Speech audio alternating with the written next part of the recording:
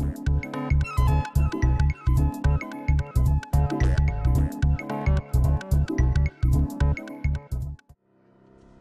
right. Brooklyn in the house? Anyone? Brooklyn? All right. Next startup capital of the world, apparently. All right, exploding Twitter. So we're here to talk about meaning. Here to talk about meaning and discovery. How do we connect? We're all using social media. By the way, Jeff is the man of 2,000 faces. If you just Google Jeff Pulver images and just look for his crazy number of faces, it's absolutely endless. And so the question is, great, social media has taken over, it's helping push forward the Arab Spring, lots of stuff happening, but where do we go from here? What's the next step for things like Twitter? It's great that it's super concise, it's great that it's super sparse, but can we pack more punch into it? Can we do more things with it? Well, let's see where we're at today. This was a tweet just about an hour ago, right from here, from this conference. And you see that part. Is this person here? Is the tweeter here? Okay.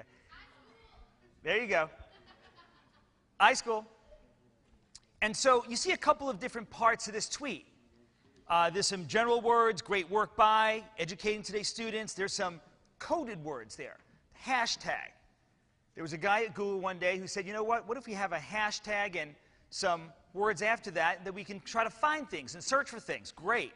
@ okay, so hashtag 140 conference, great. @ you know, your username, we understand that. $, what does $, mean? Anyone know? Stock tweet, right? So APL, Apple stock tweet. In fact, this company, which I'm loosely affiliated with, Real Time Monitor, has actually gone to the trouble of creating a heat map of all the S&P 500 based on looking at social media. So what you're looking at here is not the stock price or the stock volume. We're not looking at the shares per se. We're looking at the company's image on social media. So the larger the box, AAPL happens to be the one on the upper left-hand corner right there, Apple, that means they got more tweets in that period of time. Red means negative sentiment, green means positive sentiment. And so they did this by looking for that $ Apple, $F, $T, all the different symbols of stocks out there, 500 in the S&P 500, and all 500 stocks are right there in that one graph. And that graph changes over time. So when you have coding, when you have tags, when you have things like the #, the $, things like that, you can actually extract more information, you could send more information, you could do more things. So what can we do from here? We've got $, we've got hashtag, we've got HTTP. That's about it when it comes to Twitter. So in the world of the web, we've got full HTML. We've got all kinds of tags. We can tag stuff with bold and italics and showing how to display it, and we can have forms and JavaScript. But inside tweets, this is about what we got. But do we have to just settle for this? What if we had some other tags? What if Twitter client software apps could read things like traffic speed in miles per hour? And you could just tweet something like this. What if your Twitter client, what if Hootsuite, what if TweetDeck had a little button, what if your mobile phone had a little button saying, say what traffic speed is? What if it didn't have to do that at all? What if it uses its accelerometer to figure out what the speed was while you were driving? And it tweeted out just that little tweet. Well, on the other end, another TweetDeck, another Hootsuite, another Twitter client can read that and say, oh, that means that the average speed of the traffic is 45 miles an hour, and it knows the GPS location of that phone, thus can tie it to where it is on the highway. Thus, if you're driving on 95 or in 101, you know exactly what the average speed is of the cars ahead of you using Twitter. And that's a much more efficient way of doing things than trying to crash tweeting while driving, telling people what you're doing. What if you did the same for restaurants? What if you had a tag called Resto, R-E-S-T-O, which symbolized the fact that what you're about to say, the next word is the name of a restaurant, and not only maybe is it great, but you want to tell people what the Zagat rating is for the food. And so you could tweet that, or maybe the restaurant tweets it, or maybe Zagat tweets it, or maybe other TripAdvisor type services tweet that. And now your client can read that and say, oh, Nello's a great restaurant, here's its AGAT rating, so on and so forth. So really what we're doing is we're saying that beyond just the @ sign, beyond just the hashtag, beyond just a few little symbols, we can actually create a Twitter markup language.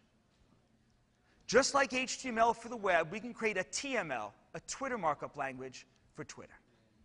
And in fact, a number of us got together and created a wiki at tmlwiki.com. You can check it out, it's live now. And we have hundreds and hundreds of different tags that people now are thinking about. And soon, client software and apps will start to read these. And then your client software you can just punch that out. And so what we can have is an ecosystem of creating our own tags for this new kind of medium. And then you could do a whole lot more things. When we think about Drink Up, the game that was just talked about, we have Drink Up. Okay, great. Drink Up is fun. Drink Up is great. Drink Up was created. There it is. Tinkers, exactly. Little Tinker. Was created over a few days by some college students using the hash sign as its keyword. But what if they had a few more tags that they can get involved with, and they can create a little more complexity in there? They could do more fun things. Points can be scored and things like that. You can actually do that through Twitter if you had a couple of tags. E-commerce, this is quite obvious. If you're Best Buy, if you're Amazon, if you're JCPenney, any kind of e-commerce or offline commerce, you can start tweeting out all kinds of discount codes. If you're United Airlines, if you're a hotel, you can tweet out all kinds of stuff, and then people can pick that up and parse that and then say, wait a second, let me know when United has a certain special that I need to know about, instead of having to go back to their Twitter feed and read it and read it and read it. You could be alerted in a much easier way. And the same thing, of course, with navigation. So that's Twitter markup language. That already is an advance. I want to share with you an idea that I think is going to come in the next 5 to 10 years. With the advances in computing power and the shrinking footprint of the power and the lower cost of it, I think we're going to have something where I call ML plus ML. So anyone want to guess what one of these MLs is? What does ML stand for? Markup language is the second one. And the first one is machine learning.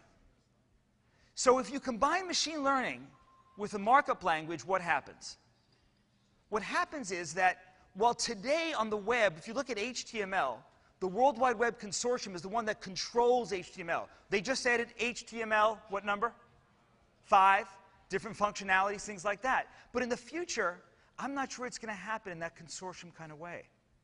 If we can have AI algorithms, artificial intelligence algorithms that are looking to the homegrown, crowdsourced tags that people are using, be it on Twitter, social media, the web, you can start have evolving markup languages that evolve over time on their own, just like real languages. And I think we're still a few years away from that, but just wanted to put that out there. So what we have today for you is a contest. Between today and one day, next week, one day from tomorrow, next week from tomorrow, Wednesday, June 27th, you can come on tmlwiki.com and add your own tags to the consortium. And whoever adds the most tags between now and then gets a new iPad 3. And we have 2 runner-up prizes as well. Great, great, super, super duper headphones by Beat Audio.